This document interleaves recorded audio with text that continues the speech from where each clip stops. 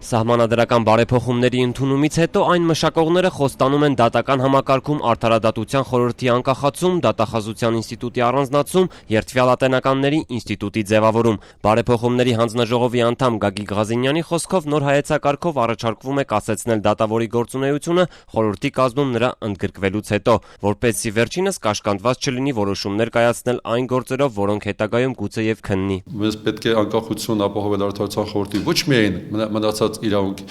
իշխանության թևերից, այլ նաև հենց իրենցից ստացվում է, որ այդ արդարության խորհուրդը ուզի թե չուզի սպասարկում է ներքին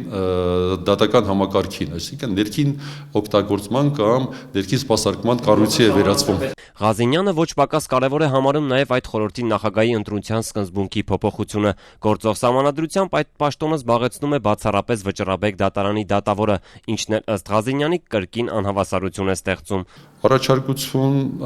Առաջարկներից մեկը կամ լուծումներից մեկը, որպեսզի արդարադատության խորհուրդը լինի ռոտացիոն կարգով ղեկավարվող անդամներից որևէ մեկի կողմից 5-6 ամսով եւ յուրաքանչյուր անդամ կկարողանա այդ 5 տարվա ընթացքում ղեկավարել, դա ոնց որ հավասարների մեջ առաջինը։ Երկաստիճան թե եռաստիճան դատական համակարգի փոփոխության մասով նոր բան առայժմ նախատեսված չէ։ Ըստ հանձնաժողովի անդամի արդարադատություն կարելի է իրականացնել նաև գործող համակարգով։ Հայեցակարգում չի շրջանցվել նաև սահմանադրական դատարանը։ Շատ դեպքերում սահմանադրական դատարանի որոշումները անհասկանալի են լինում նույնիսկ բարձր որակավորում ունեցող մասնագետների շրջանում։ Ղազինյանին բերեցինք դեմ է մի գործով սահմանադրական դատարանի որոշումը, երբ նույնիսկ ՍԴ անդամները տարբեր լրատվամիջոցներում տարբեր մեկնաբանություններ էին անում։ Ղազինյանն ասաց, որ ՍԴ մասով նախատեսվում է պարտավորեցնել բարձրագույն դատարանին պատճառաբանական մաս ներկայացնել։ Պատճառաբանական մասը, եթե դառնում է պարտադիր, այսինքն ունի նույն պարտադիր իրավական ուժը, ինչ որ այդ եզրափակիչ մասը ինչ որ պահանջում է օրենքը, ես կարծում եմ, որ հիմնական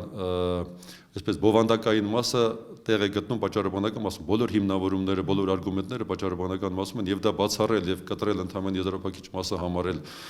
պարտադիր առանց նրա հիմնավորումների մի փոքր այդ ձեր ասած վիճակը կարող է առաջացնել։ Հայեցակարգի դրույթներով առաջարկվում է նաև սահմանադրության մեջ առանձնացնել դատախազության գլուխը, հիմնել երդվյալատենականների ինստիտուտ։ Ըստ Ղազինյանի բարեփոխումների անհրաժեշտություն իսկապես կա։ Ազատության այն դիտարկմանը, թե միջազգային զեկույցներում կամ իրավապաշտպանների կողմից հայաստանյան արդարադատության մասին գնահատականներ հնչեցնելիս հիմնական շեշտը դրվում է ոչ թե օրենքի, այլ այդ օրենքը կիրառողների վրա։ Այդ դեպքում ինչու է փոխվում օրենքը, այլ ոչ թե կատարող անձինք, Ղազինյանը պատասխանեց. ավելի լավ է ունենալ կատարյալ օրենք,